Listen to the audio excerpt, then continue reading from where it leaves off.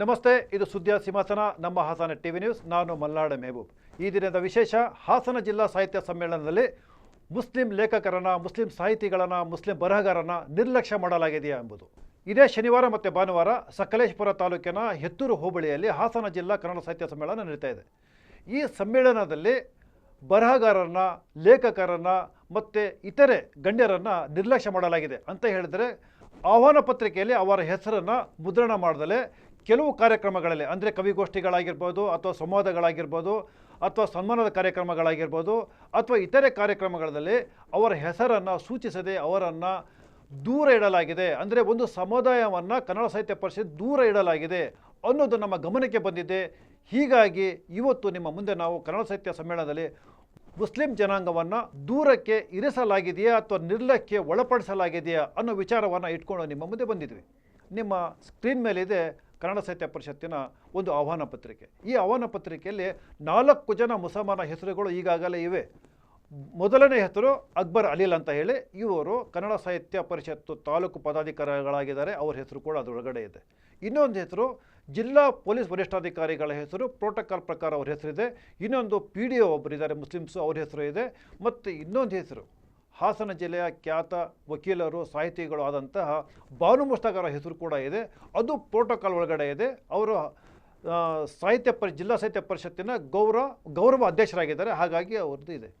ಇದನ್ನು ಹೊರತುಪಡಿಸಿ ನಾನು ಮೊದಲೇ ಹೇಳಿದ ಹಾಗೆ ಒಂದು ವಿಚಾರಗೋಷ್ಠಿ ಒಳಗಡೆ, ಕವಿಗೋಷ್ಠಿ ಒಳಗಡೆ, ಇತರೆ ಯಾವುದೇ ಸಾಹಿತ್ಯಾತ್ಮಕ ಚಟುವಟಿಕೆ ಒಳಗಡೆ ಅವರ ಹೆಸರನ್ನು ತಗೊಂಡಿಲ್ಲ ಅಂತ. ಈ ವಿಚಾರ ಯಾಕೆ ಚಾಲ್ತಿಯಲ್ಲಿ ಬಂದಿದೆ, ಈ ವಿಚಾರನ ಯಾಕೆ ನಾವು ಎತ್ಕೊಂಡಿದ್ದೀವಿ ಅಂತ ಹೇಳಿದ್ರೆ, ಈ ಹಿಂದೆ ಕರ್ನಾಟಕ ರಾಜ್ಯ ಸಮ್ಮೇಳನ ನಡೀತು.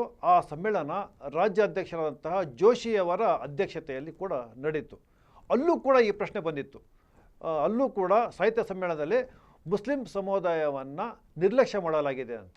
ಆದರೆ ಜಿಲ್ಲಾಧ್ಯಕ್ಷರು ಅದನ್ನು ಒಪ್ಕೊಳ್ಳಿಲ್ಲ.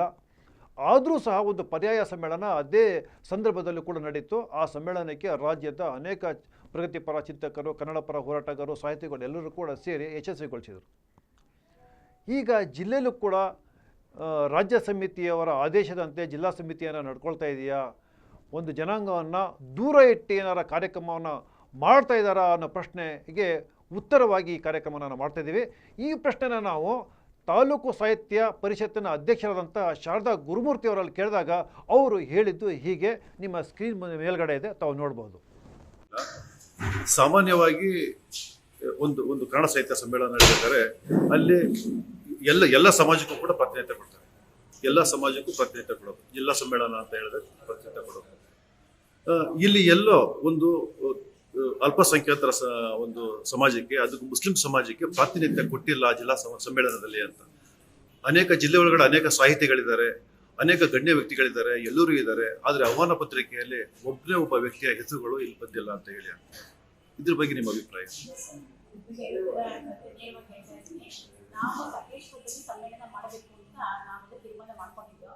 ಆವತ್ತು ಜಿಲ್ಲೆಯಿಂದ ದೂರವಾಣಿ ಕರೆ ಬಂತು, ನಾವು ಹಳ್ಳಿ ಗ್ರಾಮಾಂತರ ಮಾಡಿ ನಾವು ಜವಾಬ್ದಾರಿ ಮಾಡ್ತೀವಿ, ಸಹಕಾರ ಬೇಕು ಅಂತ. ಪೂರ್ಣ ಜವಾಬ್ದಾರಿ ಜಿಲ್ಲಾ ಸಮಿತಿಯವರು ವಹಿಸ್ಕೊಂಡಿದ್ದಾರೆ. ಆದ್ದರಿಂದ ನಾವು ಅವ್ರನ್ನ ಪ್ರಶ್ನೆ ಮಾಡಬೇಕಾಗುತ್ತೆ. ನಾವಿಲ್ಲಿ ಯಾವುದೇ ಜಾತಿ ಭೇದ, ಪಕ್ಷ ಭೇದ ಮಾಡದೆ ಎಲ್ಲರೂ ಒಳಗೊಂಡಂತೆ ನಾವು ಕಾರ್ಯಕ್ರಮ ನಡೆಸ್ಕೊಂಡು ಬರ್ತಾ ಇದ್ದ ಗೊತ್ತು. ಇದು ಜಿಲ್ಲಾ ಸಮಿತಿ ಕೇಳ್ಬೋದು, ಅವ್ರು ಯಾರು ಕರೀಬೇಕು, ಯಾರು ಕರೀಬೇಕು ಇಲ್ಲ ಅಂತ ಆಹ್ವಾನ ಪತ್ರಿಕೆ ನೋಡಿದ್ಮೇಲೆ ನಮಗೆ ಸಂಪೂರ್ಣ ವಿವರ ಗೊತ್ತಾಗಿತ್ತು. ಕೆಲ ಕಾರಣಗಳಿಗೆ ಸ್ವಲ್ಪ ಆಹ್ವಾನ ಪತ್ರಿಕೆ ಚೆನ್ನಾಗಿದೆ, ಇಂಥವ್ರು ಬಿಡಬೇಕು, ಇಂಥವ್ರನ್ನ ತಗೊಳ್ಬೇಕು ಅಂತ ನಮ್ಮದೇ ಒತ್ತಾಯ ಇಲ್ಲ, ಯಾರು ಒತ್ತಾಯ ಇಲ್ಲ. ಜಿಲ್ಲಾ ಸಮಿತಿಯವರ ತೀರ್ಮಾನ ಅಲ್ಲ. ಇನ್ನೂ ಒಂದು ಪ್ರಶ್ನೆ ಕಾಡುತ್ತೆ. ರಾಜ್ಯ ಸಮ್ಮೇಳನ ನಡೀತು ಜೋಶಿಯವರ ಅಧ್ಯಕ್ಷತೆಯಲ್ಲಿ. ಆಗಲೂ ಕೂಡ ಇದೇ ರೀತಿಯ ಒಂದು ನಿರ್ಲಕ್ಷ್ಯ ಮಾಡಿದರು. ಅದಕ್ಕೆ ಜೋಶಿಯವರು ಕೊಟ್ಟ ಉತ್ತರ ತುಂಬಾ ಕೆಟ್ಟದಾಗಿತ್ತು. ರಾಜ್ಯಾಧ್ಯಕ್ಷರ ಏನಾದ್ರು ಅವರ ಸೂಚನೆ ಮೇರೆಗೆ ಜಿಲ್ಲಾ ಸಮ್ಮೇಳನದಲ್ಲಿ ಈ ಒಂದು ಸಮುದಾಯನ ನಿರ್ಲಕ್ಷ್ಯ ಮಾಡ್ತಾ ಇದ್ದಾರೆ. ಅದು ಅವರ ಆತರ ಅಭಿಪ್ರಾಯ ತಗೊಂಡು ನಾವಂತೂ ಎಲ್ಲ ಮುಸ್ಲಿಂ ಬಾಂಧವರು ಇರ್ಬೋದು, ಕ್ರಿಶ್ಚಿಯನ್ ಬಾಂಧವರು ಎಲ್ಲ ಸಮುದಾಯಕ್ಕೂ ನಾವು ಸಕಲೇಶಪುರ ಕನ್ನಡ ಸಾಹಿತ್ಯ ಪರಿಷತ್ತು ವೈಯಕ್ತಿಕವಾಗಿ ಮತ್ತು ಸಾರ್ವಜನಿಕವಾಗಿ ನಾವೆಲ್ಲರನ್ನೂ ಹೊಂದಾಣಿಕೆ ಮಾಡಿಕೊಂಡು ನಾವು ಕಾರ್ಯಕ್ರಮ ನಡೆಸ್ಕೊಡ್ತಾ ಇದ್ದೀವಿ.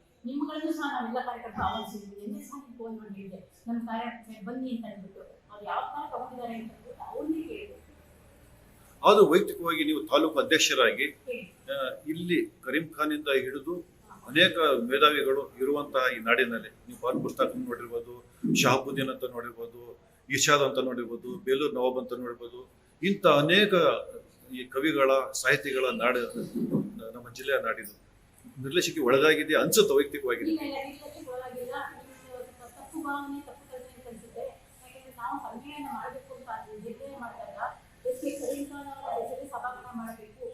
ಎಲ್ಲ ಪ್ರಮುಖ ಶರೀಫ್ ಸಾಹೇಬರು, ಅವರು ಮುಸ್ಲಿಮು, ಅವರ ತತ್ವಪದಗಳು ಎಲ್ಲವನ್ನು ಒಳಗೊಂಡಂತೆ ನಾವು ಕಾರ್ಯಕ್ರಮ ಮಾಡಬೇಕು ಅಂತ ಅನ್ಕೊಂಡಿದ್ದು.